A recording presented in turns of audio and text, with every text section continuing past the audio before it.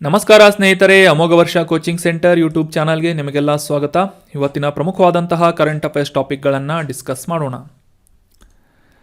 ಇವತ್ತಿನ ಟಾಪಿಕ್ಸ್ಗಳನ್ನು ಡಿಸ್ಕಸ್ ಮಾಡೋದಕ್ಕಿಂತ ಮುಂಚೆ ಲಾಸ್ಟ್ ಸೆಷನ್ನಲ್ಲಿ ಕೇಳಲಾದಂತಹ ಪ್ರಶ್ನೆಯ ಸರಿಯಾದ ಉತ್ತರ ಏನು ಅಂತ ಮೊದಲು ತಿಳಿದುಕೊಳ್ಳೋಣ.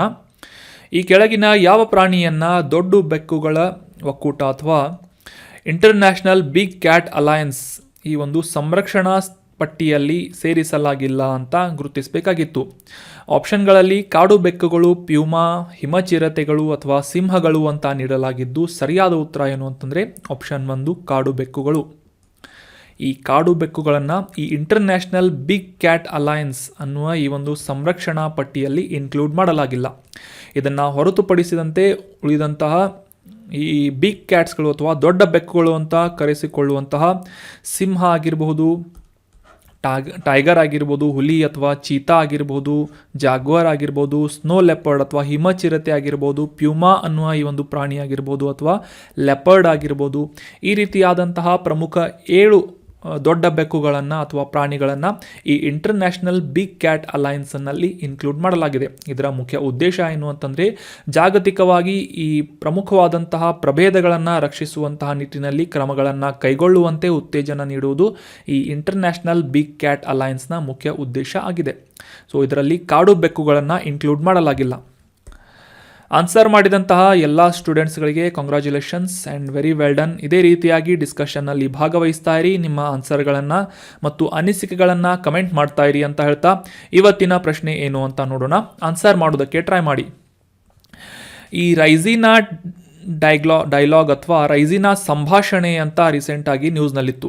ಇದು ಈ ಕೆಳಗಿನ ಯಾವ ವಲಯಕ್ಕೆ ಸಂಬಂಧಪಟ್ಟಂತೆ ಸಹಕಾರವನ್ನು ಉತ್ತೇಜಿಸುವಂತಹ ನಿಟ್ಟಿನಲ್ಲಿ ಇದನ್ನು ಘೋಷಣೆಯನ್ನು ಜಾರಿಗೊಳಿಸಲಾಗಿದೆ ಅಂತ ಗುರುತಿಸಬೇಕಾಗಿದೆ. ಅಥವಾ Raisina dialogue is related to which of the below sector ಅಂತ ಪ್ರಶ್ನೆ ಇದ್ದು ಆಪ್ಷನ್ 1 ಆರ್ಥಿಕ ಸಹಕಾರ ಎಕನಾಮಿಕಲ್ ಕೋಆಪರೇಷನ್, ಆಪ್ಷನ್ 2 ಸೆಕ್ಯುರಿಟಿ ಅಥವಾ ಭದ್ರತೆ, ಆಪ್ಷನ್ 3 ಶೈಕ್ಷಣಿಕ ಸಹಕಾರ, ಆಪ್ಷನ್ 4 ಮೇಲಿನ ಯಾವುದೂ ಅಲ್ಲ ಅಂತ ಇದೆ. ಆಪ್ಷನ್ಗಳಲ್ಲಿ ಸರಿಯಾದ ಉತ್ತರವನ್ನು ಕಮೆಂಟ್ ಬಾಕ್ಸ್ನಲ್ಲಿ ಕಮೆಂಟ್ ಮಾಡಿ. ನೆಕ್ಸ್ಟ್ ಸೆಷನ್ನಲ್ಲಿ ಇದರ ಸರಿಯಾದ ಉತ್ತರವನ್ನು ಆನ್ಸರನ್ನು ತಿಳಿದುಕೊಳ್ಳೋಣ. ಇನ್ನು ಇವತ್ತಿನ ಮೊದಲನೇ ಆರ್ಟಿಕಲ್ ಏನು ಅಂತ ಅಂಡರ್ಸ್ಟ್ಯಾಂಡ್ ಮಾಡ್ಕೊಳ್ಳೋದಾದರೆ, ನಮಗೆಲ್ಲ ನ್ಯೂಸ್ನಲ್ಲಿ ತಿಳಿದ ಹಾಗೆ G20 ಅಧ್ಯಕ್ಷತೆಯನ್ನು ಭಾರತ ಯಶಸ್ವಿಯಾಗಿ ಆರ್ಗನೈಸ್ ಮಾಡಿದೆ ಅಥವಾ ಯಶಸ್ವಿಯಾಗಿ ಆ ಒಂದು ಜವಾಬ್ದಾರಿಯನ್ನು ನಿಭಾಯಿಸಿದೆ. ಅದೇ ರೀತಿಯಾಗಿ ಈ ಪ್ರವಾಸೋದ್ಯಮ ವಲಯದಿಂದ ಸುಸ್ಥಿರ ಅಭಿವೃದ್ಧಿ ಗುರಿಗಳನ್ನು ಸಾಧಿಸುವಂತಹ ನಿಟ್ಟಿನಲ್ಲಿ ಈ G20 ನಾಯಕರ ಒಂದು ಸಹಯೋಗ ಅಥವಾ ಸಹಕಾರದಿಂದ ಒಂದು ಒಪ್ಪಂದವನ್ನು ಮಾಡಲಾಗಿದೆ. ಅದು ಏನು ಅಂತಂದರೆ Goa road map for tourism ಅಥವಾ ಪ್ರವಾಸೋದ್ಯಮಕ್ಕಾಗಿ ಗೋವಾ ಮಾರ್ಗಸೂಚಿ ಅನ್ನುವ ಈ ಒಂದು ಡಿಕ್ಲೇರೇಷನನ್ನು ಈ G20 ನಾಯಕರಿಂದ ಅಪ್ರೂವಲನ್ನು ನೀಡಲಾಗಿದೆ ಅಂತ ನ್ಯೂಸ್ನಲ್ಲಿ ಪಬ್ಲಿಷ್ ಆಗಿತ್ತು. ಸೊ ಹೀಗಾಗಿ ಈ ಗೋವಾ ಮಾರ್ಗಸೂಚಿ ಅಥವಾ ಈ ಪ್ರವಾಸೋದ್ಯಮಕ್ಕಾಗಿ ಗೋವಾ ರೋಡ್ ಮ್ಯಾಪ್ ಕುರಿತಾದಂತಹ ಕೆಲವೊಂದಿಷ್ಟು ಇಂಪಾರ್ಟೆಂಟ್ ಮಾಹಿತಿಗಳನ್ನು ಡಿಸ್ಕಸ್ ಮಾಡೋಣ. ಕಾಂಟೆಕ್ಸ್ಟ್ನಲ್ಲಿ ಅರ್ಥ ಮಾಡಿಕೊಂಡ ಹಾಗೆ ಜಾಗತಿಕವಾಗಿ ಈ ಸುಸ್ಥಿರ ಅಭಿವೃದ್ಧಿ ಗುರಿಗಳನ್ನು ಸಾಧಿಸುವಂತಹ ನಿಟ್ಟಿನಲ್ಲಿ ಪ್ರವಾಸೋದ್ಯಮ ಯಾವ ರೀತಿಯಾಗಿ ಒಂದು ಮಾಧ್ಯಮವಾಗಿ ನಾವು ಗುರುತಿಸಬಹುದು ಅಂತ ಅನ್ನುವ ಒಂದು ಡಿಕ್ಲೇರೇಷನನ್ನು ಗೋವಾ ಮಾರ್ಗಸೂಚಿ ಅಂತ ಗುರುತಿಸಲಾಗಿದೆ. ಇದನ್ನು Goa road map for tourism ಅಂತ ಕೂಡ ಗುರುತಿಸಲಾಗ್ತಾ ಇದೆ. ಆಗಲೇ ತಿಳಿಸಿದ ಹಾಗೆ ಸುಸ್ಥಿರ ಜಾಗತಿಕ ಪ್ರವಾಸೋದ್ಯಮವನ್ನು ಉತ್ತೇಜಿಸುವಂತಹ ನಿಟ್ಟಿನಲ್ಲಿ ಈ ಗೋವಾ ರೋಡ್ ಮ್ಯಾಪ್ ಏನಿದೆ ಇದು ಒಂದು ಬ್ಲೂ ಪ್ರಿಂಟ್ ಆಗಿ ಗುರುತಿಸಿಕೊಳ್ತಾ ಇದೆ, ನೀಲನಕ್ಷೆಯಾಗಿ ಈ ಗೋವಾ ಮಾರ್ಗಸೂಚಿ ಗುರುತಿಸಿಕೊಳ್ತಾ ಇದೆ ಅಂತ ನಾವು ಅಂಡರ್ಸ್ಟ್ಯಾಂಡ್ ಮಾಡ್ಕೋಬಹುದಾಗಿದೆ. ಆಗಲೇ ತಿಳಿಸಿದ ಹಾಗೆ ಭಾರತದ ಈ G20 ಅಧ್ಯಕ್ಷತೆಯ ಥೀಮನ್ನು ಆಧರಿಸಿ ಜಾಗತಿಕವಾಗಿ ಸಮಾಜ, ಆರ್ಥಿಕತೆ ಮತ್ತು ಪರಿಸರದ ಈ ಒಂದು ಬೆಳವಣಿಗೆಗೆ ಸಂಬಂಧಪಟ್ಟಂತೆ ಪ್ರವಾಸೋದ್ಯಮ ಅಥವಾ ಟೂರಿಸಂ ಯಾವ ರೀತಿಯಾದಂತಹ ಪಾತ್ರವನ್ನು ವಹಿಸುತ್ತದೆ ಅನ್ನುವ ಒಂದು ಮುಖ್ಯವಾದಂತಹ ಗುರಿಯನ್ನು ಇಟ್ಕೊಂಡು ಅಥವಾ ಅದರ ಒಂದು ಬಗ್ಗೆ ಜಾಗೃತಿಯನ್ನು ಮೂಡಿಸುವಂತಹ ನಿಟ್ಟಿನಲ್ಲಿ ಈ ಗೋವಾ ರೋಡ್ ಮ್ಯಾಪ್ಸನ್ನು ಪ್ರಿಪೇರ್ ಮಾಡಲಾಗಿದೆ. ಮುಖ್ಯವಾಗಿ 5 ಇಂಟರ್ ಕನೆಕ್ಟೆಡ್ ಪ್ರಯಾರಿಟೀಸ್ಗಳನ್ನು ಇದರಲ್ಲಿ ಇನ್ಕ್ಲೂಡ್ ಮಾಡಲಾಗಿದ್ದು ಮೊದಲನೇದು ಗ್ರೀನ್ ಟೂರಿಸಂ ಅಂತ. ಅಂದರೆ ಈ ಹಸಿರು ಪ್ರವಾಸೋದ್ಯಮವನ್ನು ಉತ್ತೇಜಿಸುವಂತಹ ನಿಟ್ಟಿನಲ್ಲಿ, ಪರಿಸರ ಸಂರಕ್ಷಣೆಯನ್ನು ಉತ್ತೇಜಿಸುವಂತಹ ನಿಟ್ಟಿನಲ್ಲಿ ಗ್ರೀನ್ ಟೂರಿಸಂ ಅನ್ನುವ ಒಂದು ಪ್ರಯಾರಿಟಿಯನ್ನು ಇನ್ಕ್ಲೂಡ್ ಮಾಡಲಾಗಿದೆ. ಎರಡನೇದು ಡಿಜಿಟೈಸೇಷನ್ ಅಂತಂದರೆ ಈ ಡಿಜಿಟಲೀಕರಣಕ್ಕೆ ಸಂಬಂಧಪಟ್ಟಂತೆ ಹೆಚ್ಚಿನ ಒತ್ತನ್ನು ನೀಡಲಾಗಿದೆ. ನಂತರ ಈ ಡೆಸ್ಟಿನೇಷನ್ ಮ್ಯಾನೇಜ್ಮೆಂಟ್ ಅಂತಂದರೆ ಯಾವುದೇ ಒಂದು ಪ್ರವಾಸದ ಕಾರ್ಯಾವಧಿಯಲ್ಲಿ ನಡೆಯುವಂತಹ ಈ ಒಂದು ಮ್ಯಾನೇಜ್ಮೆಂಟನ್ನು ಹ್ಯಾಂಡಲ್ ಮಾಡುವಂತಹ ನಿಟ್ಟಿನಲ್ಲಿ ಡೆಸ್ಟಿನೇಷನ್ ಮ್ಯಾನೇಜ್ಮೆಂಟನ್ನು ಇನ್ಕ್ಲೂಡ್ ಮಾಡಲಾಗಿದೆ. ಅದೇ ರೀತಿಯಾಗಿ ಈ ಪ್ರವಾಸೋದ್ಯಮಕ್ಕೆ ಸಂಬಂಧಪಟ್ಟಂತಹ ಕೌಶಲ್ಯಾಭಿವೃದ್ಧಿ ಅಥವಾ ಸ್ಕಿಲ್ ಡೆವಲಪ್ಮೆಂಟನ್ನು ಉತ್ತೇಜಿಸುವುದು, ನಂತರ ಈ ಮೈಕ್ರೋ ಸ್ಮಾಲ್ ಮೀಡಿಯಂ ಎಂಟರ್ಪ್ರೈಸಸ್ಗಳನ್ನು ಸಪೋರ್ಟ್ ಮಾಡುವಂತಹ ನಿಟ್ಟಿನಲ್ಲಿ ಟೂರಿಸಂ ಅಥವಾ ಈ ಪ್ರವಾಸೋದ್ಯಮವನ್ನು ಅಭಿವೃದ್ಧಿಪಡಿಸುವಂತಹ 5 ಪ್ರಮುಖ ಪ್ರಯಾರಿಟೀಸ್ಗಳನ್ನು ಈ ಗೋವಾ ರೋಡ್ ಮ್ಯಾಪ್ನಲ್ಲಿ ಇನ್ಕ್ಲೂಡ್ ಮಾಡಲಾಗಿದೆ. ವೆರಿ ಇಂಪಾರ್ಟೆಂಟ್, ನೆನಪಿನಲ್ಲೇ ಇಟ್ಕೊಳ್ಳಿ. ಪ್ರವಾಸೋದ್ಯಮಕ್ಕಾಗಿ ಈ ಗೋವಾ ಮಾರ್ಗಸೂಚಿ ಅನ್ನೋದು ಈ ಒಂದು ಟೂರಿಸಂ ಇಂಡಸ್ಟ್ರಿ ಅಥವಾ ಟೂರಿಸಂ ಸೆಕ್ಟರನ್ನು ಅಭಿವೃದ್ಧಿಪಡಿಸುವಂತಹ ನಿಟ್ಟಿನಲ್ಲಿ ಮತ್ತು ಸುಸ್ಥಿರ ಅಭಿವೃದ್ಧಿ ಗುರಿಗಳನ್ನು ಸಾಧಿಸುವಂತಹ ನಿಟ್ಟಿನಲ್ಲಿ ಯಾವ ರೀತಿ ಪ್ರವಾಸೋದ್ಯಮ ಕೂಡ ಒಂದು ಮಾರ್ಗವಾಗಬಹುದು ಅನ್ನುವುದನ್ನು ಗುರುತಿಸಲು ಈ ಗೋವಾ ಮಾರ್ಗಸೂಚಿಯನ್ನು ಪ್ರಿಪೇರ್ ಮಾಡಲಾಗಿದೆ. ಇದರಲ್ಲಿ ಇನ್ಕ್ಲೂಡ್ ಮಾಡಲಾದಂತಹ 5 ಪ್ರಮುಖ ಪ್ರಯಾರಿಟೀಸ್ಗಳನ್ನು ಕೂಡ ನಾವು ಅಂಡರ್ಸ್ಟ್ಯಾಂಡ್ ಮಾಡ್ಕೊಂಡ್ವಿ. ಅದೇ ರೀತಿಯಾಗಿ ಜಾಗತಿಕವಾಗಿ ಈ ಒಂದು ಪ್ರವಾಸೋದ್ಯಮ ಇಲಾಖೆಯಲ್ಲಿ ಸಸ್ಟೈನಬಿಲಿಟಿ, ರೆಸಿಲಿಯೆಂಟ್ ಮತ್ತು ಇನ್ಕ್ಲೂಸಿವ್ ಟೂರಿಸಮನ್ನು ಪ್ರೋತ್ಸಾಹಿಸುವಂತಹ ನಿಟ್ಟಿನಲ್ಲಿ ಕೂಡ ಈ ಗೋವಾ ಮಾರ್ಗಸೂಚಿ ಸಾಕಷ್ಟು ಸಹಾಯಕಾರಿಯಾಗಲಿದೆ. ಸಸ್ಟೈನಬಿಲಿಟಿ ಅಂತಂದರೆ ಈ ಸುಸ್ಥಿರ, ಮತ್ತು ರೆಸಿಲಿಯೆಂಟ್ ಅಂತಂದರೆ ಸ್ಥಿತಿಸ್ಥಾಪಕತ್ವ, ಇನ್ಕ್ಲೂಸಿವ್ ಅಂತಂದರೆ ಈ ಎಲ್ಲರನ್ನೂ ಒಳಗೊಂಡಂತಹ ಒಂದು ಪ್ರವಾಸೋದ್ಯಮವನ್ನು ಉತ್ತೇಜಿಸುವಂಥ ಗುರಿಯನ್ನು ಹೊಂದಿದೆ. ಅದೇ ರೀತಿಯಾಗಿ ಭಾರತದ ವಿಷನ್ ಆದಂತಹ ಟ್ರಾವೆಲ್ ಫಾರ್ ಲೈಫ್ ಅಂದರೆ ಲೈಫ್ ಸ್ಟೈಲ್ ಫಾರ್ ಎನ್ವೈರ್ಮೆಂಟ್ ಅಂತ ಭಾರತದ ಇದು ಒಂದು ಗುರಿಯಾಗಿದೆ ಅಥವಾ ಒಂದು ವಿಷನ್ ಆಗಿದೆ. ಲೈಫ್ ಸ್ಟೈಲ್ ಫಾರ್ ಎನ್ವೈರ್ಮೆಂಟ್ ಅನ್ನೋದು LIFE ಅಂತ ಇದರ ಶಾರ್ಟ್ ಫಾರ್ಮ್ ಆಗಿದೆ. ಈ ಲೈಫ್ ಸ್ಟೈಲ್ ಫಾರ್ ಎನ್ವೈರ್ಮೆಂಟ್ ಅಂದರೆ ಏನು ಅಂತ ತಿಳ್ಕೊಳ್ಳೋದಾದರೆ, ಜಾಗತಿಕವಾಗಿ 2021ನೇ ಇಸವಿಯಲ್ಲಿ ಗ್ಲಾಸ್ಗೋದಲ್ಲಿ, ಅಂದರೆ ಈ ಸ್ಕಾಟ್ಲ್ಯಾಂಡ್ನ ರಾಜಧಾನಿಯಾದಂತಹ ಗ್ಲಾಸ್ಗೋದಲ್ಲಿ 26ನೇ ಯುನೈಟೆಡ್ ನೇಷನ್ ಕ್ಲೈಮೇಟ್ ಚೇಂಜ್ನ ಕಾನ್ಫರೆನ್ಸ್ ಆಫ್ ಪಾರ್ಟಿಯನ್ನು ಆಯೋಜನೆ ಮಾಡಲಾಗಿತ್ತು. COP26 ಅಂತ ಕೂಡ ಇದನ್ನು ಗುರುತಿಸಲಾಗುತ್ತೆ. ಈ ಒಂದು ಸಂದರ್ಭದಲ್ಲಿ ಭಾರತದ ಪ್ರಧಾನಮಂತ್ರಿ ಅವರಿಂದ ಜಾಗತಿಕವಾಗಿ ಈ ಪರಿಸರ ಸಂರಕ್ಷಣೆಯನ್ನು ಉತ್ತೇಜಿಸುವಂತಹ ನಿಟ್ಟಿನಲ್ಲಿ ಮತ್ತು ಜಾಗತಿಕ ಸಮುದಾಯದ ಸಹಭಾಗಿತ್ವವನ್ನು ವಹಿಸಬೇಕು ಅಂತ ಈ ಒಂದು ಮಾಸ್ ಮೂವ್ಮೆಂಟನ್ನು ಅಥವಾ ಈ ಕ್ಯಾಂಪೇನನ್ನು, ಅಭಿಯಾನವನ್ನು ಪ್ರಾರಂಭ ಮಾಡಲಾಗಿತ್ತು. ಅದರ ಈ ಘೋಷಣೆಯನ್ನು ಪ್ರಾರಂಭ ಮಾಡಲಾಗಿತ್ತು. ಅದರ ಹೆಸರು ಭಾರತದ ಮಿಷನ್ ಆದಂತಹ ಮಿಷನ್ ಲೈಫ್ ಅನ್ನೋದು ಇದರ ಕರೆಕ್ಟ್ ಆದಂತಹ ಪಾಯಿಂಟ್ ಆಗಿದೆ. ಲೈಫ್ ಸ್ಟೈಲ್ ಫಾರ್ ಎನ್ವೈರ್ಮೆಂಟ್ ಅನ್ನೋದು ಈ LIFE ಇದರ ಫುಲ್ ಫಾರ್ಮ್ ಆಗಿದೆ.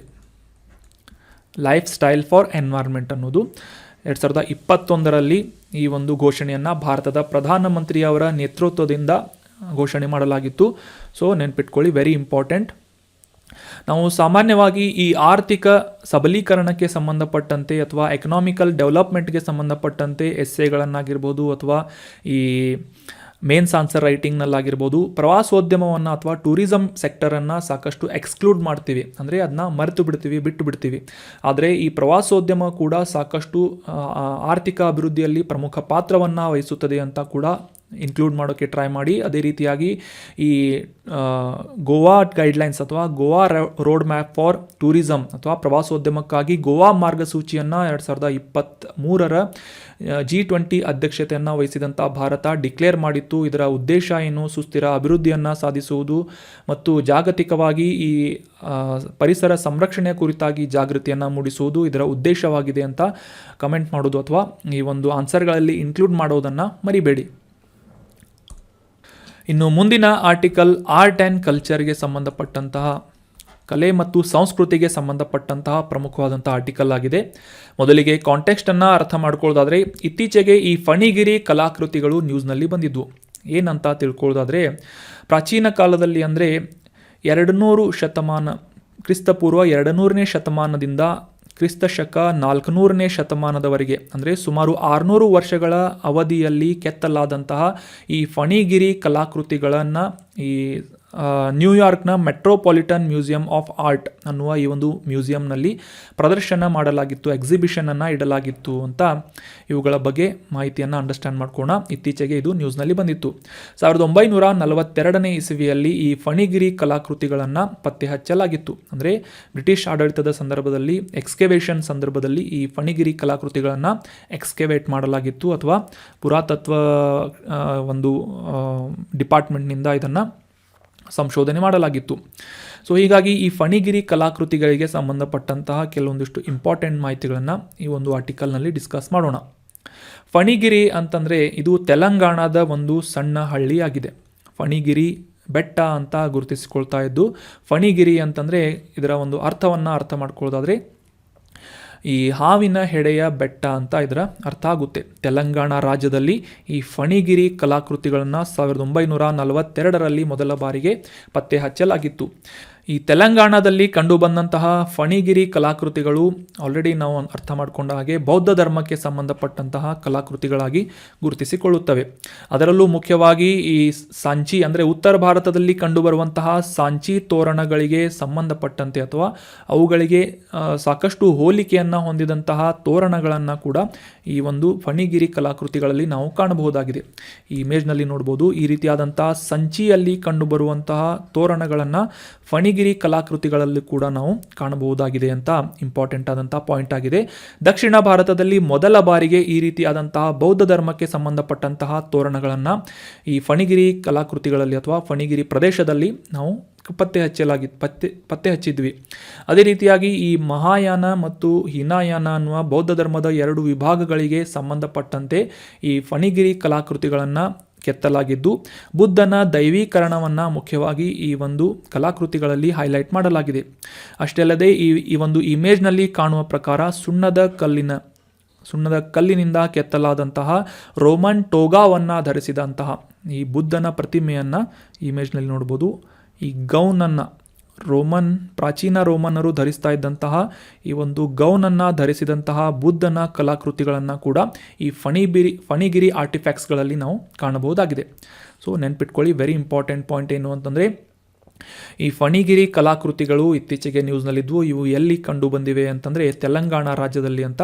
ಇವುಗಳನ್ನು ಮೊದಲ ಬಾರಿಗೆ 1942ನೇ ಇಸವಿಯಲ್ಲಿ ಪತ್ತೆ ಹಚ್ಚಲಾಗಿತ್ತು. ಅದೇ ರೀತಿಯಾಗಿ ಬೌದ್ಧ ಧರ್ಮಕ್ಕೆ ಅಂದರೆ ಹೀನಾಯಾನ ಮತ್ತು ಮಹಾಯಾನ ಅನ್ನುವ ಈ 2 ಬೌದ್ಧ ಧರ್ಮದ ವಿಭಾಗಗಳಿಗೆ ಸಂಬಂಧಪಟ್ಟಂತೆ ಈ ಕಲಾಕೃತಿಗಳನ್ನು ಕೆತ್ತಲಾಗಿದೆ. 2000 ವರ್ಷಗಳ ಹಿಂದೆ ಇವುಗಳನ್ನು ಕೆತ್ತಲಾಗಿತ್ತು ಅನ್ನೋದು ಇಂಪಾರ್ಟೆಂಟ್ ಆದಂಥ ಪಾಯಿಂಟ್ ಆಗಿದೆ. ಇನ್ನು ಮುಂದಿನ ಆರ್ಟಿಕಲ್ ಎನ್ವೈರ್ಮೆಂಟ್ ರಿಲೇಟ್ ಆದಂತಹ ಒಂದು ಇಂಪಾರ್ಟೆಂಟ್ ಆರ್ಟಿಕಲ್ ಆಗಿದೆ. ಮೊದಲಿಗೆ ಕಾಂಟೆಕ್ಸ್ಟನ್ನು ಅರ್ಥ ಮಾಡ್ಕೊಳ್ಳೋದಾದರೆ, ಇತ್ತೀಚೆಗೆ ತಮಿಳುನಾಡಿನ ಆನೆಮಲೆ ಹುಲಿ ಸಂರಕ್ಷಿತ ಪ್ರದೇಶದಲ್ಲಿ ಈ ವಿಜ್ಞಾನಿಗಳಿಂದ ಒಂದು ಅಧ್ಯಯನವನ್ನು ನಡೆಸಲಾಗಿತ್ತು. ಇಲ್ಲಿ ಕಂಡುಬರುವಂತಹ ಪ್ರಮುಖ ಫೈರ್ ಫ್ಲೈ ಪ್ರಭೇದಗಳು ಅಂತಂದರೆ ಮಿಂಚು ಹುಳದ ಪ್ರಭೇದಗಳನ್ನು ಸಂರಕ್ಷಣೆ ಮಾಡುವಂತಹ ನಿಟ್ಟಿನಲ್ಲಿ ಕ್ರಮಗಳನ್ನು ಕೈಗೊಳ್ಳುವಂತಹ ಅವಶ್ಯಕತೆ ಇದೆ ಅಂತ ಈ ಅಧ್ಯಯನದಿಂದ ಹೈಲೈಟ್ ಮಾಡಲಾಗಿದೆ. ಸೊ ಈ ಆನೆಮಲೆ ಹುಲಿ ಸಂರಕ್ಷಿತ ಪ್ರದೇಶ ನ್ಯೂಸ್ನಲ್ಲಿ ಇರುವುದರಿಂದ ಇದಕ್ಕೆ ಸಂಬಂಧಪಟ್ಟಂತಹ ಕೆಲವೊಂದಿಷ್ಟು ಎನ್ವೈರ್ಮೆಂಟ್ ರಿಲೇಟ್ ಆದಂತಹ ಮಾಹಿತಿಗಳನ್ನು ಈ ಒಂದು ಆರ್ಟಿಕಲ್ನಲ್ಲಿ ಡಿಸ್ಕಸ್ ಮಾಡೋಣ. ಮೊದಲಿಗೆ ತಮಿಳುನಾಡಿನ ರಾಜ್ಯದಲ್ಲಿ ಈ ಪಶ್ಚಿಮ ಘಟ್ಟಗಳಲ್ಲಿ ಬರುವಂತಹ ತಮಿಳುನಾಡಿನ ರಾಜ್ಯದ ಪಲಕ್ಕಾಡ್ ಪ್ರದೇಶದಲ್ಲಿ ಈ ಒಂದು ಆನೆಮಲೆ ಹುಲಿ ಸಂರಕ್ಷಿತ ಪ್ರದೇಶ ಲೊಕೇಟ್ ಆಗಿದೆ ಅನ್ನೋದು ಇಂಪಾರ್ಟೆಂಟ್ ಆದಂತಹ ಮಾಹಿತಿಯಾಗಿದೆ. ತಮಿಳುನಾಡಿನಲ್ಲಿ ಈ ಒಂದು ಟೈಗರ್ ರಿಸರ್ವ್ ಲೊಕೇಟ್ ಆಗಿದೆ. ಸಾಮಾನ್ಯವಾಗಿ ಇಲ್ಲಿ ಕಂಡುಬರುವಂತಹ ಸಸ್ಯವರ್ಗವನ್ನು ನೋಡೋದಾದರೆ ಸಾಕಷ್ಟು ವೈವಿಧ್ಯಮಯವಾದಂತಹ ವರ್ಗವನ್ನು ಈ ಒಂದು ಆನೆಮಲೆ ಹುಲಿ ಸಂರಕ್ಷಿತ ಪ್ರದೇಶ ಹೊಂದಿದ್ದು, ಅವುಗಳಲ್ಲಿ ಮುಖ್ಯವಾಗಿ ಆರ್ದ್ರ ನಿತ್ಯ ಹರಿದ್ವರ್ಣ ಕಾಡುಗಳು, ಸೆಮಿ ಎವರ್ಗ್ರೀನ್ ಫಾರೆಸ್ಟ್ ಅಥವಾ ಅರೆ ನಿತ್ಯ ಹರಿದ್ವರ್ಣ ಕಾಡುಗಳು, ತೇವಾಂಶವುಳ್ಳ ಎಲೆ ಉದುರುವಂತಹ ಕಾಡುಗಳು, ಒಣ ಎಲೆ ಉದುರುವಂತಹ ಕಾಡುಗಳು, ಮುಳ್ಳು ಮತ್ತು ಶೋಲಾ ಸಸ್ಯವರ್ಗವನ್ನು ಹೊಂದಿದಂತಹ ಕಾಡುಗಳನ್ನು ಈ ಆನೆಮಲೆ ಹುಲಿ ಸಂರಕ್ಷಿತ ಪ್ರದೇಶದಲ್ಲಿ ನಾವು ಕಾಣಬಹುದಾಗಿದೆ. ಅಷ್ಟೇ ಅಲ್ಲದೆ ಇಲ್ಲಿ ಕಂಡುಬರುವಂತಹ ವಿಶೇಷವಾದಂತಹ 2500 ಪ್ರಜಾತಿಯ ಆಂಜಿಯೋಸ್ಪರ್ಮ್ ಸಸ್ಯಗಳನ್ನು ಕೂಡ ನಾವು ಕಾಣಬಹುದಾಗಿದೆ. ಸೊ ಈ ಆಂಜಿಯೋಸ್ಪರ್ಮ್ ಅಂದರೆ ಏನು ಅಂತ ತಿಳ್ಕೊಳ್ಳೋದಾದರೆ, ಯಾವುದೇ ಒಂದು ಸಸ್ಯ ಹೂವನ್ನು ಬಿಟ್ಟು ಆ ಒಂದು ಕಾಯಿಯಿಂದ ಬೀಜವನ್ನು ಪಡೆಯುವಂತಹ ಸಸ್ಯಗಳನ್ನು ಆಂಜಿಯೋಸ್ಪರ್ಮ್ಗಳು ಅಂತ ಕರೆಯಲಾಗುತ್ತೆ. ಈ ರೀತಿಯ 2500 ವೈವಿಧ್ಯಮಯ ಜಾತಿಯ ಆಂಜಿಯೋಸ್ಪರ್ಮ್ ಸಸ್ಯಗಳನ್ನು ಈ ಆನೆಮಲೆ ಹುಲಿ ಸಂರಕ್ಷಿತ ಪ್ರದೇಶದಲ್ಲಿ ನಾವು ಕಾಣಬಹುದಾಗಿದೆ. ಅಷ್ಟೇ ಅಲ್ಲದೆ ಈ ಬಾಲ್ಸಾಮ್ ಆಗಿರ್ಬೋದು ಅಥವಾ ಕ್ರೋಟಾಲೇರಿಯಾ ಆಗಿರ್ಬೋದು, ಆರ್ಕಿಡ್ಸ್ಗಳಾಗಿರ್ಬೋದು, ಕುರಿಂಜಿಗಳಾಗಿರ್ಬೋದು, ಈ ರೀತಿಯಾದಂಥ ಸಾಕಷ್ಟು ವೈವಿಧ್ಯಮಯ ಸಸ್ಯ ಪ್ರಭೇದಗಳನ್ನು ಈ ಒಂದು ಟೈಗರ್ ರಿಸರ್ವ್ನಲ್ಲಿ ನಾವು ಗುರುತಿಸಬಹುದಾಗಿದೆ. ಇನ್ನು ಇಲ್ಲಿ ಕಂಡುಬರುವಂತಹ ಪ್ರಮುಖ ಫೌನಾ ಅಥವಾ ಪ್ರಾಣಿ ಪ್ರಭೇದಗಳನ್ನು ನೋಡೋದಾದರೆ ಆನೆಗಳು, ಭಾರತೀಯ ಚಿರತೆ, ನೀಲಗಿರಿ ಟಹರ್, ಇದು ವೆರಿ ಇಂಪಾರ್ಟೆಂಟ್. ನೀಲಗಿರಿ ಟಹರ್ ಇದು ತಮಿಳುನಾಡಿನ ರಾಜ್ಯ ಪ್ರಾಣಿಯಾಗಿದೆ. ಸಿಂಹ ಬಾಲದ ಮೊಕಾಕ್, ಇದ್ರ ಬಗ್ಗೆ ಕೂಡ ರೀಸೆಂಟಾಗಿ ನಾವು ಡಿಸ್ಕಸ್ ಮಾಡಿದ್ವಿ, ಲಯನ್ ಟೇಲ್ಡ್ ಮೊಕಾಕ್ ಅಂತ. ಅದೇ ರೀತಿಯಾಗಿ ಗೌರ್ ಅನ್ನುವ ಪ್ರಾಣಿ, ನೀಲಗಿರಿ ಲಂಗೂರ್ ಆಗಿರ್ಬೋದು, ಈ ಸಾಂಬಾರ್ ಜಿಂಕೆ ಆಗಿರ್ಬೋದು, ಸ್ಲಾತ್ ಬೇರ್, ಇದ್ರ ಬಗ್ಗೆ ಕೂಡ ಅಂಡರ್ಸ್ಟ್ಯಾಂಡ್ ಮಾಡ್ಕೊಂಡಿದ್ವಿ ಈ ಒಂದು ಪ್ರಾಣಿಯ ಬಗ್ಗೆ ಕೂಡ. ಅದೇ ರೀತಿಯಾಗಿ ಇಲ್ಲಿ ಕಂಡುಬರುವಂತಹ ಪ್ರಮುಖ 6 ಪ್ರಭೇದದ ಅಥವಾ 6 ಪ್ರಮುಖ ಬುಡಕಟ್ಟು ಸಮುದಾಯವನ್ನು ನಾವು ಇಲ್ಲಿ ಕಾಣಬಹುದಾಗಿದೆ. ಮಲ್ಸರ್, ಮಲೈ ಮಲ್ಸರ್, ಕಾಡರ್ಗಳು, ಎರವಲ್ಲರ್ಗಳು, ಪುಲಯಾರ್ಗಳು, ಮುದುವರ್ಗಳು, ಈ ರೀತಿಯಾದಂತಹ ಪ್ರಮುಖ ಬುಡಕಟ್ಟು ಸಮುದಾಯದ ಜನರನ್ನು ಕೂಡ ಈ ಆನೆಮಲೆ ಹುಲಿ ಸಂರಕ್ಷಿತ ಪ್ರದೇಶದಲ್ಲಿ ನಾವು ಕಾಣಬಹುದಾಗಿದೆ. ಅಷ್ಟೇ ಅಲ್ಲದೆ ಈ ಪೆರಂಬಿಕುಲಂ ಅಲಿಯಾರ್ ಯೋಜನೆ ಮತ್ತು ಅಮರಾವತಿ ಅಣೆಕಟ್ಟು ಈ ಒಂದು ಪ್ರದೇಶದಲ್ಲಿ ಸಾಕಷ್ಟು ಪ್ರಮುಖವಾದಂತಹ ಯೋಜನೆಗಳು ಅಥವಾ ಪ್ರಾಜೆಕ್ಟ್ಸ್ಗಳಾಗಿವೆ. ಈ ಹುಲಿ ಸಂರಕ್ಷಿತ ಪ್ರದೇಶದಲ್ಲಿ ನೀರು ಮತ್ತು ವಿದ್ಯುತ್ ಉತ್ಪಾದನೆ ಮಾಡುವಂತಹ ಪ್ರಮುಖ ಪ್ರಾದೇಶಿಕ ಆರ್ಥಿಕತೆಯಲ್ಲಿ ಪಾತ್ರವನ್ನು ವಹಿಸುವಂತಹ ಯೋಜನೆಗಳಾಗಿ ಈ 2 ಯೋಜನೆಗಳು ಕೂಡ ಗುರುತಿಸಿಕೊಳ್ಳುತ್ತವೆ. ಇವು ಲೊಕೇಟ್ ಆಗಿರುವಂತಹ ಪ್ರದೇಶ ಆನೆಮಲೆ ಹುಲಿ ಸಂರಕ್ಷಿತ ಪ್ರದೇಶ, which is located in Tamil Nadu state.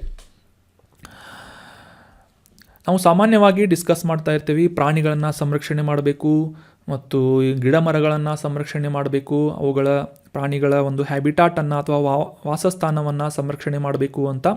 ಆದರೆ ಈ ಕೀಟಗಳನ್ನು ಕೂಡ ಸಂರಕ್ಷಣೆ ಮಾಡುವುದು ಅಷ್ಟೇ ಮಹತ್ವವನ್ನು ವಹಿಸಿರುತ್ತವೆ. ಸೊ ಫಾರ್ ಎಕ್ಸಾಂಪಲ್, ಈಗ ಇತ್ತೀಚೆಗೆ ಈ ಆನೆಮಲೆ ಹುಲಿ ಸಂರಕ್ಷಿತ ಪ್ರದೇಶದಲ್ಲಿ ಕಂಡುಬರುವಂತಹ ಈ ಫೈರ್ ಫ್ಲೈ ಅಥವಾ ಈ ಮಿಂಚು ಹುಳುಗಳ ಪ್ರಭೇದಗಳನ್ನು ಸಂರಕ್ಷಣೆ ಮಾಡುವ ಒಂದು ಪ್ರಾಮುಖ್ಯತೆ ಮತ್ತು ಅವಶ್ಯಕತೆಯನ್ನು ಈ ಒಂದು ಅಧ್ಯಯನದ ಪ್ರಕಾರ ಹೈಲೈಟ್ ಮಾಡಲಾಗಿದೆ ಅಂತ ನಾವು ಗುರುತಿಸಬೇಕಾಗಿದೆ. ಪರಿಸರ ಸಂರಕ್ಷಣೆ ಅಂತಂದರೆ ಈ ಕೀಟಗಳು ಕೂಡ ಇನ್ಕ್ಲೂಡ್ ಆಗುತ್ತವೆ. ಕೀಟಗಳು ಕೂಡ ಈ ಒಂದು ಪರಿಸರ ಸಂರಕ್ಷಣೆ ಮತ್ತು ಪರಿಸರದ ಇರುವಿಕೆಗೆ ಪ್ರಮುಖ ಪಾತ್ರವನ್ನು ವಹಿಸುತ್ತವೆ ಅಂತ ಕೂಡ ಮೆನ್ಷನ್ ಮಾಡೋಕೆ ಮರಿಬೇಡಿ. ಈ ಎನ್ವೈರ್ಮೆಂಟ್ ರಿಲೇಟ್ ಆದಂಥ ಯಾವುದೇ ಆರ್ಟಿಕಲ್ಸ್ ಅಥವಾ ಯಾವುದೇ ಒಂದು ಕ್ವಶನ್ ಬಂದರೆ. ಇನ್ನು ಮುಂದಿನ ಆರ್ಟಿಕಲ್ ಏನು ಅಂತಂದರೆ, ಇತ್ತೀಚೆಗೆ food and agricultural organization FAO ಅನ್ನುವ ಈ ಒಂದು ಸಂಸ್ಥೆಯ ಮೂಲಕ ಫುಡ್ ಪ್ರೈಸ್ ಇಂಡೆಕ್ಸನ್ನು ಪಬ್ಲಿಷ್ ಮಾಡಲಾಗಿತ್ತು. ಅಂದರೆ ಜಾಗತಿಕ ಆಹಾರ ಬೆಲೆ ಸೂಚ್ಯಂಕ ಅಂತ ಇದನ್ನು ಕನ್ನಡದಲ್ಲಿ ನಾವು ಅರ್ಥ ಮಾಡ್ಕೋಬೋದು. ಇದನ್ನು ಪಬ್ಲಿಷ್ ಮಾಡುವಂತಹ ಸಂಸ್ಥೆಯ ಹೆಸರು food and agriculture organization FAO, ಆಹಾರ ಮತ್ತು ಕೃಷಿ ಸಂಸ್ಥೆ ಅಂತ ಇದನ್ನು ನಾವು ಗುರುತಿಸಬಹುದಾಗಿದೆ. ಸೊ ಪ್ರತಿ ತಿಂಗಳು ಈ ಒಂದು ಫುಡ್ ಆ್ಯಂಡ್ ಅಗ್ರಿಕಲ್ಚರ್ ಆರ್ಗನೈಸೇಷನ್ನಿಂದ ಫುಡ್ ಪ್ರೈಸ್ ಇಂಡೆಕ್ಸನ್ನು ಪಬ್ಲಿಷ್ ಮಾಡಲಾಗುತ್ತೆ. ಅಂದರೆ ಇತ್ತೀಚೆಗೆ ಕಳೆದ 2 ತಿಂಗಳಿಂದ ಈ ಒಂದು ಫುಡ್ ಪ್ರೈಸ್ನಲ್ಲಿ ಇಳಿಕೆಯನ್ನು ಕಾಣಲಾಗುತ್ತಾ ಇದೆ ಅಂತ ನ್ಯೂಸ್ನಲ್ಲಿ ಪಬ್ಲಿಷ್ ಆಗಿತ್ತು. ಅಂದರೆ ಆಹಾರ ಪದಾರ್ಥಗಳ ಬೆಲೆ ಕಡಿಮೆಯಾಗಿದೆ ಅಂತ ನಾವು ಅಂಡರ್ಸ್ಟ್ಯಾಂಡ್ ಮಾಡ್ಕೋಬೋದು. ನಮ್ಮ ಈ ಒಂದು ರೀಸೆಂಟಾಗಿ ನ್ಯೂಸ್ ಪೇಪರ್ನಲ್ಲಿ ಕೂಡ ನಾವು ಓದಿದ್ವಿ, ಈ ಆಹಾರ ಪದಾರ್ಥಗಳ ಬೆಲೆ ಅಥವಾ ಹಣದುಬ್ಬರ ಕಡಿಮೆ ಆಗ್ತಾ ಇದೆ ಅಥವಾ ಅವುಗಳ ಬೆಲೆ ಕಡಿಮೆ ಆಗ್ತಾ ಇದೆ ಅಂತ ನಾವು ಅಂಡರ್ಸ್ಟ್ಯಾಂಡ್ ಮಾಡ್ಕೊಂಡಿದ್ವಿ ನ್ಯೂಸ್ನಲ್ಲಿ. ಸೊ ಅದೇ ರೀತಿಯಾಗಿ ಈ ಫುಡ್ ಆ್ಯಂಡ್ ಅಗ್ರಿಕಲ್ಚರ್ ಆರ್ಗನೈಸೇಷನ್ನಿಂದ ಮಾಸಿಕವಾಗಿ ಪಬ್ಲಿಷ್ ಮಾಡಲಾಗುವಂತಹ ಈ ಒಂದು ಸೂಚ್ಯಂಕದ ಪ್ರಕಾರ ಕೂಡ ಈ 2 ಇಯರ್ಲು ಅಂದರೆ 2 ವರ್ಷಗಳಲ್ಲಿ ಕಡಿಮೆ ಒಂದು ಆಹಾರ ಪದಾರ್ಥಗಳ ಒಂದು ಬೆಲೆ ಕಡಿಮೆಯಾಗಿದೆ ಅಂತ ನಾವು ಈ ಒಂದು ಕಾಂಟೆಕ್ಸ್ಟ್ ಮೂಲಕ ಅರ್ಥ ಮಾಡ್ಕೋಬೋದಾಗಿದೆ. ಇನ್ನು ಈ ಫುಡ್ ಪ್ರೈಸ್ ಇಂಡೆಕ್ಸ್ ಬಗ್ಗೆ ತಿಳ್ಕೊಳ್ಳೋದಾದರೆ, ಆಗಲೇ ತಿಳಿಸಿದ ಹಾಗೆ FAO ಅನ್ನುವ ಸಂಸ್ಥೆಯಿಂದ ಇದನ್ನು ಪಬ್ಲಿಷ್ ಮಾಡಲಾಗುತ್ತೆ. Monthly change of international prices of basket of food commodities, ಅಂದರೆ ಜಾಗತಿಕವಾಗಿ ಪ್ರಮುಖ ಆಹಾರ ಪದಾರ್ಥಗಳ ಒಂದು ಬೆಲೆಯಲ್ಲಿ ಏರಿಕೆ ಅಥವಾ ಕುಂಠಿತವನ್ನು ರೆಕಾರ್ಡ್ ಮಾಡುವಂತಹ ಒಂದು ಸೂಚ್ಯಂಕ ಫುಡ್ ಪ್ರೈಸ್ ಇಂಡೆಕ್ಸ್ ಆಗಿದೆ. ಮಾಸಿಕವಾಗಿ ಇದನ್ನು ಪಬ್ಲಿಷ್ ಮಾಡಲಾಗುತ್ತೆ. ಜಾಗತಿಕವಾಗಿ ಈ 5 ಪ್ರಮುಖವಾದಂತಹ ಆಹಾರ ಪದಾರ್ಥಗಳನ್ನು 5 ಫುಡ್ ಕಮೋಡಿಟೀಸ್ಗಳನ್ನು ಇದರಲ್ಲಿ ಇನ್ಕ್ಲೂಡ್ ಮಾಡಲಾಗುತ್ತೆ. ಅವು ಯಾವುವು ಅಂತಂದರೆ ಸೆರಿಯಲ್ ಅಂತಂದರೆ ಆಹಾರ ಧಾನ್ಯಗಳು, ತರಕಾರಿಗಳು, ಡೈರಿ ಪ್ರಾಡಕ್ಟ್ಸ್ಗಳು, ಮಾಂಸ ಮತ್ತು ಸಕ್ಕರೆ, ಈ ರೀತಿಯಾದಂತಹ 5 ಪ್ರಮುಖ ಆಹಾರ ಪದಾರ್ಥಗಳನ್ನು ಅವುಗಳ ಬೆಲೆಗಳನ್ನು ರೆಕಾರ್ಡ್ ಮಾಡುವುದರ ಮೂಲಕ ಈ ಫುಡ್ ಆ್ಯಂಡ್ ಅಗ್ರಿಕಲ್ಚರ್ ಆರ್ಗನೈಸೇಷನಿಂದ ಮಾಸಿಕವಾಗಿ ಈ ಫುಡ್ ಪ್ರೈಸ್ ಇಂಡೆಕ್ಸನ್ನು ಪಬ್ಲಿಷ್ ಮಾಡಲಾಗುತ್ತೆ. ಸೊ ಈ ಒಂದು ಇಂಡೆಕ್ಸನ್ನು 2014 ಮತ್ತು 2016 ವರ್ಷವನ್ನು ಬೇಸ್ ಇಯರ್ ಆಗಿ ಇಟ್ಕೊಂಡು ಅವುಗಳ ಆಧಾರದ ಮೇಲೆ ಅಂದರೆ 2014-16 ಒಂದು ಬೆಲೆಗಳ ಆಧಾರದ ಮೇಲೆ ಈ ಒಂದು ಆಯಾ ತಿಂಗಳ ಫುಡ್ ಪ್ರೈಸ್ ಇಂಡೆಕ್ಸನ್ನು ಕ್ಯಾಲ್ಕುಲೇಟ್ ಮಾಡಲಾಗುತ್ತದೆ. ಅದೇ ರೀತಿಯಾಗಿ ಈ ಒಂದು ಸೂಚ್ಯಂಕವನ್ನು ಪಬ್ಲಿಷ್ ಮಾಡುವಂತಹ ಪ್ರಮುಖ ಸಂಸ್ಥೆ ಫುಡ್ ಆ್ಯಂಡ್ ಅಗ್ರಿಕಲ್ಚರಲ್ ಆರ್ಗನೈಸೇಷನ್ ಅಂತ ಅಂಡರ್ಸ್ಟ್ಯಾಂಡ್ ಮಾಡ್ಕೊಂಡ್ವಿ. ಈ ಸಂಸ್ಥೆಯ ಕುರಿತಾದಂತಹ ಕೆಲವೊಂದಿಷ್ಟು ಮಾಹಿತಿಗಳನ್ನು ಕೂಡ ಅಂಡರ್ಸ್ಟ್ಯಾಂಡ್ ಮಾಡ್ಕೊಳ್ಳೋದಕ್ಕೆ ಪ್ರಯತ್ನವನ್ನು ಪಡೋಣ. ವಿಶ್ವಸಂಸ್ಥೆಯ ಸ್ಪೆಷಲೈಸ್ಡ್ ಏಜೆನ್ಸಿಯಾಗಿ ಈ ಫುಡ್ ಆ್ಯಂಡ್ ಅಗ್ರಿಕಲ್ಚರಲ್ ಆರ್ಗನೈಸೇಷನ್ ಜಾಗತಿಕವಾಗಿ ಗುರುತಿಸಿಕೊಳ್ಳುತ್ತದೆ. ಮುಖ್ಯವಾಗಿ ಈ ಜಾಗತಿಕ ಮಟ್ಟದಲ್ಲಿ ಡಿಫೀಟ್ ಹಂಗರ್, ಇಂಪ್ರೂವ್ ನ್ಯೂಟ್ರಿಷನ್, ಫುಡ್ ಸೆಕ್ಯೂರಿಟಿ ಅಂತಂದರೆ ಈ ಹಸಿವನ್ನು ನಿರ್ಮೂಲನೆ ಮಾಡುವುದು, ಪೌಷ್ಟಿಕಾಂಶದ ಬೆಳವಣಿಗೆಯನ್ನು ತರುವುದು ಮತ್ತು ಆಹಾರ ಭದ್ರತೆ ಈ 3 ವಿಷಯಗಳ ಮೇಲೆ ಪ್ರಮುಖವಾಗಿ ಫೋಕಸನ್ನು ಮಾಡಿ ಕೇಂದ್ರೀಕೃತ ಮಾಡಿ ಕಾರ್ಯನಿರ್ವಹಿಸ್ತಾ ಇರುವಂತಹ, ಅಧ್ಯಯನ ಮಾಡಿ ಮತ್ತು ಆ ನಿಟ್ಟಿನಲ್ಲಿ ಕ್ರಮಗಳನ್ನು ಕೈಗೊಳ್ಳುವಂತೆ ಉತ್ತೇಜನೆ ಮಾಡುತ್ತಾ ಇರುವಂತಹ ಸಂಸ್ಥೆ ಈ ವಿಶ್ವಸಂಸ್ಥೆಯ ಒಂದು ಸ್ಪೆಷಲೈಸ್ಡ್ ಏಜೆನ್ಸಿ ಆದಂತಹ ಫುಡ್ ಆ್ಯಂಡ್ ಅಗ್ರಿಕಲ್ಚರಲ್ ಆರ್ಗನೈಸೇಷನ್ ಆಗಿದೆ. ಇನ್ನು ಇದರ ಮುಖ್ಯ ಕಚೇರಿ ಎಲ್ಲಿದೆ ಅಂತಂದರೆ ಇಟಲಿ ದೇಶದ ರೋಮ್ ನಗರದಲ್ಲಿ ಈ FAOದ ಮುಖ್ಯ ಕಚೇರಿ ಲೊಕೇಟ್ ಆಗಿದೆ. ಸದ್ಯಕ್ಕೆ 195 ಸದಸ್ಯರನ್ನು ಒಳಗೊಂಡಿರುವಂತಹ ಈ ಫುಡ್ ಆ್ಯಂಡ್ ಅಗ್ರಿಕಲ್ಚರಲ್ ಆರ್ಗನೈಸೇಷನ್ 194 ದೇಶಗಳು ಮತ್ತು ಯುರೋಪಿಯನ್ ಯೂನಿಯನ್ ಮತ್ತು FAO ವರ್ಕ್ಸ್ ಇನ್ 130 ಕಂಟ್ರೀಸ್ ಅಂದರೆ ಈ 194 ದೇಶಗಳು ಮತ್ತು ಯುರೋಪಿಯನ್ ಯೂನಿಯನ್ ಒಕ್ಕೂಟ ಈ ಒಂದು ಒಕ್ಕೂಟವನ್ನು ಸೇರಿಕೊಂಡಂತೆ 195 ಮೆಂಬರ್ಸ್ಗಳನ್ನು ಈ ಫುಡ್ ಆ್ಯಂಡ್ ಅಗ್ರಿಕಲ್ಚರಲ್ ಆರ್ಗನೈಸೇಷನ್ ಹೊಂದಿದೆ. ಅದೇ ರೀತಿಯಾಗಿ ಸದ್ಯಕ್ಕೆ 130 ದೇಶಗಳಲ್ಲಿ ಇದು ತನ್ನ ಆಫೀಸಸ್ಸನ್ನು ಅಥವಾ ಕಾರ್ಯವನ್ನು ನಿರ್ವಹಿಸ್ತಾ ಇದೆ ಅಂತ ನಾವು ಅಂಡರ್ಸ್ಟ್ಯಾಂಡ್ ಮಾಡ್ಕೋಬೋದಾಗಿದೆ. ಇನ್ನು ಈ ಫುಡ್ ಆ್ಯಂಡ್ ಅಗ್ರಿಕಲ್ಚರಲ್ ಆರ್ಗನೈಸೇಷನ್ನಿಂದ ಪಬ್ಲಿಷ್ ಮಾಡಲಾಗುವಂತಹ ಕೆಲವೊಂದಿಷ್ಟು ಪ್ರಮುಖ ರಿಪೋರ್ಟ್ಸ್ಗಳು ಯಾವುವು ಅಂತ ಅರ್ಥ ಮಾಡ್ಕೊಳ್ಳೋದಾದರೆ, ಮೊದಲನೇದು state of the world's forest SOFO SOFO ಅನ್ನುವ ಈ ಒಂದು ಅರಣ್ಯಕ್ಕೆ ಸಂಬಂಧಪಟ್ಟಂತಹ ಒಂದು ರಿಪೋರ್ಟ್ ಆಗಿದೆ. ಎರಡನೇದು state of world fisheries and aquaculture ಅಂದರೆ ಈ ಮೀನುಗಾರಿಕೆಗೆ ಸಂಬಂಧಪಟ್ಟಂತಹ ಒಂದು ರಿಪೋರ್ಟನ್ನು. ನಂತರ state of the agricultural commodity markets ಅಂತಂದರೆ ಈ ಕೃಷಿ ಮಾರುಕಟ್ಟೆಗೆ ಸಂಬಂಧಪಟ್ಟಂತಹ ಒಂದು ರಿಪೋರ್ಟನ್ನು ಪಬ್ಲಿಷ್ ಮಾಡುತ್ತೆ. ಅದೇ ರೀತಿಯಾಗಿ food security and nutrition in the world ಈ SOFI ಅನ್ನುವ ರಿಪೋರ್ಟನ್ನು ಕೂಡ ಫುಡ್ ಆ್ಯಂಡ್ ಅಗ್ರಿಕಲ್ಚರಲ್ ಆರ್ಗನೈಸೇಷನಿಂದ ಪಬ್ಲಿಷ್ ಮಾಡಲಾಗುತ್ತೆ. ಸೊ ಇದು ಮುಖ್ಯವಾಗಿ ಆಹಾರ ಭದ್ರತೆಗೆ ಮತ್ತು ಪೌಷ್ಟಿಕಾಂಶದ ಬೆಳವಣಿಗೆಗೆ ಸಂಬಂಧಪಟ್ಟಂತಹ ಪ್ರಮುಖ ರಿಪೋರ್ಟ್ ಆಗಿದೆ ಅಂತ ನಾವು ಅಂಡರ್ಸ್ಟ್ಯಾಂಡ್ ಮಾಡ್ಕೋಬೋದು. ನೆನ್ಪಿಟ್ಕೊಳ್ಳಿ, ವೆರಿ ಇಂಪಾರ್ಟೆಂಟ್, ಜಾಗತಿಕವಾಗಿ ಆಹಾರ ಭದ್ರತೆ, ಹಸಿವಿನ ನಿರ್ಮೂಲನೆ ಮತ್ತು ಪೌಷ್ಟಿಕಾಂಶದ ಬೆಳವಣಿಗೆಗೆ ಸಂಬಂಧಪಟ್ಟಂತೆ ಫೋಕಸನ್ನು ಮಾಡಿ ಕೆಲಸವನ್ನು ನಿರ್ವಹಿಸ್ತಾ ಇರುವಂತಹ ಸಂಸ್ಥೆ ಜಾಗತಿಕವಾಗಿ ಫುಡ್ ಆ್ಯಂಡ್ ಅಗ್ರಿಕಲ್ಚರಲ್ ಆರ್ಗನೈಸೇಷನ್ ಅಂತ. ಅದೇ ರೀತಿಯಾಗಿ ಮಾಸಿಕವಾಗಿ ಫುಡ್ ಪ್ರೈಸ್ ಇಂಡೆಕ್ಸನ್ನು ಕೂಡ ಪಬ್ಲಿಷ್ ಮಾಡುವಂತಹ ಸಂಸ್ಥೆ ಫುಡ್ ಆ್ಯಂಡ್ ಅಗ್ರಿಕಲ್ಚರಲ್ ಆರ್ಗನೈಸೇಷನ್ ಆಗಿದೆ. ಆಹಾರ ಮತ್ತು ಕೃಷಿ ಸಂಸ್ಥೆ ಅಂತ ಕೂಡ ನಾವು ಕನ್ನಡದಲ್ಲಿ ಅರ್ಥ ಮಾಡ್ಕೋಬೋದು. So that was all about today's articles. ಈಗ ಡಿಸ್ಕಸ್ ಮಾಡಲಾದಂತಹ ಆರ್ಟಿಕಲ್ಸ್ಗಳನ್ನು ಪ್ರಶ್ನೋತ್ತರ ರೂಪದಲ್ಲಿ ರಿವೈಸ್ ಮಾಡಲಿಕ್ಕೆ ಟ್ರೈ ಮಾಡೋಣ. ಮೊದಲನೇ ಪ್ರಶ್ನೆ ಏನು ಅಂತಂದರೆ, ಫಣಿಗಿರಿ ಕಲಾಕೃತಿಗಳು ಇತ್ತೀಚೆಗೆ ಸುದ್ದಿಯಲ್ಲಿದ್ದವು. ಈ ಕಲಾಕೃತಿಗಳು ಈ ಕೆಳಗಿನ ಯಾವ ಧರ್ಮಕ್ಕೆ ಸಂಬಂಧಪಟ್ಟಂತೆ ಇವುಗಳನ್ನು ರೂಪಿಸಲಾಗಿದೆ ಅಂತ ಪ್ರಶ್ನೆ ಇದೆ. ಆಪ್ಷನ್ 1 ಯಹೂದಿ ಅಥವಾ ಜೀವಿಶ್. ಆಪ್ಷನ್ 2 ಬೌದ್ಧ ಧರ್ಮ Buddhism. Option 3 Jainism. Option 4 Hindu ಧರ್ಮ ಅಂತ ಇದೆ. ಸರಿಯಾದ ಉತ್ತರ ಏನು ಅಂತಂದರೆ ಆಪ್ಷನ್ 2 ಬೌದ್ಧ ಧರ್ಮಕ್ಕೆ ಸಂಬಂಧಪಟ್ಟಂತಹ ಸುಮಾರು 2000 ವರ್ಷಗಳಷ್ಟು ಹಳೆಯದಾದಂತಹ ಈ ಕಲಾಕೃತಿಗಳು ಫಣಿಗಿರಿ ಕಲಾಕೃತಿಗಳು ಅಂತ ನಾವು ಅಂಡರ್ಸ್ಟ್ಯಾಂಡ್ ಮಾಡ್ಕೊಂಡ್ವಿ. ತೆಲಂಗಾಣ ರಾಜ್ಯದಲ್ಲಿ 1942ನೇ ಇಸವಿಯಲ್ಲಿ ಇವುಗಳನ್ನು ಪತ್ತೆ ಹಚ್ಚಲಾಗಿತ್ತು ಅಂತ ಕೂಡ ಅಂಡರ್ಸ್ಟ್ಯಾಂಡ್ ಮಾಡ್ಕೊಂಡ್ವಿ. ಸೊ ಬೌದ್ಧ ಧರ್ಮದ ಹೀನಾಯಾನ ಮಹಾಯಾನ ಪಂಥಕ್ಕೆ ಸಂಬಂಧಪಟ್ಟಂಥ ಕಲಾಕೃತಿಗಳು ಫಣಿಗಿರಿ ಕಲಾಕೃತಿಗಳು ಅಂತ ಕೂಡ ಅಂಡರ್ಸ್ಟ್ಯಾಂಡ್ ಮಾಡ್ಕೊಂಡ್ವಿ. So option 2 is right answer. ಮುಂದಿನ ಪ್ರಶ್ನೆ ಏನು ಅಂತ ನೋಡೋದಾದರೆ, ಆನೆಮಲೆ ಹುಲಿ ಸಂರಕ್ಷಿತ ಪ್ರದೇಶ ಈ ಕೆಳಗಿನ ಯಾವ ರಾಜ್ಯದಲ್ಲಿದೆ ಅಂತ ಗುರುತಿಸಬೇಕಾಗಿದೆ.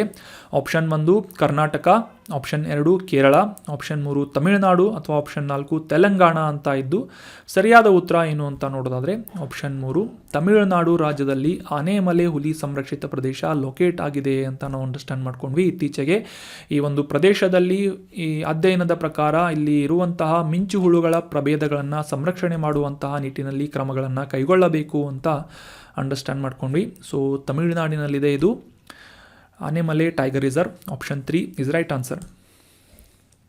ಮುಂದಿನ ಪ್ರಶ್ನೆ, ಈ ಕೆಳಗಿನ ಯಾವ ಅಂತಾರಾಷ್ಟ್ರೀಯ ಸಂಸ್ಥೆ ವಿಶ್ವ ಆಹಾರ ಬೆಲೆ ಸೂಚ್ಯಂಕ ಅಥವಾ ಫುಡ್ ಪ್ರೈಸ್ ಇಂಡೆಕ್ಸ್ ಅನ್ನು ಪಬ್ಲಿಷ್ ಮಾಡುತ್ತದೆ ಅಂತ ಪ್ರಶ್ನೆ ಇದೆ. ಆಪ್ಷನ್ 1 ವಿಶ್ವ ಆಹಾರ ಕಾರ್ಯಕ್ರಮ ವರ್ಲ್ಡ್ ಫುಡ್ ಪ್ರೋಗ್ರಾಮ್, ಆಪ್ಷನ್ 2 ವಿಶ್ವ ಆರೋಗ್ಯ ಸಂಸ್ಥೆ ವರ್ಲ್ಡ್ ಹೆಲ್ತ್ ಆರ್ಗನೈಸೇಷನ್, ಆಪ್ಷನ್ 3 ಆಹಾರ ಮತ್ತು ಕೃಷಿ ಸಂಸ್ಥೆ food and agricultural organization, option 4 United Nations ಸಂಸ್ಥೆ ಅಥವಾ ವಿಶ್ವಸಂಸ್ಥೆ ಅಂತ ಆಪ್ಷನ್ ಇದೆ. ಸರಿಯಾದ ಉತ್ತರ ಏನು ಅಂತಂದರೆ ಆಗಲೇ ತಿಳಿಸಿದ ಹಾಗೆ ಆಪ್ಷನ್ 3 ಆಹಾರ ಮತ್ತು ಕೃಷಿ ಸಂಸ್ಥೆ ಫುಡ್ ಆ್ಯಂಡ್ ಅಗ್ರಿಕಲ್ಚರಲ್ ಆರ್ಗನೈಸೇಷನ್ ಅನ್ನುವ ಸಂಸ್ಥೆಯಿಂದ ಮಾಸಿಕವಾಗಿ ಆಹಾರ ಬೆಲೆ ಸೂಚ್ಯಂಕವನ್ನು ಪಬ್ಲಿಷ್ ಮಾಡಲಾಗುತ್ತೆ ಅಂತ ನಾವು ಅಂಡರ್ಸ್ಟ್ಯಾಂಡ್ ಮಾಡ್ಕೊಂಡ್ವಿ. Option 3 is right answer.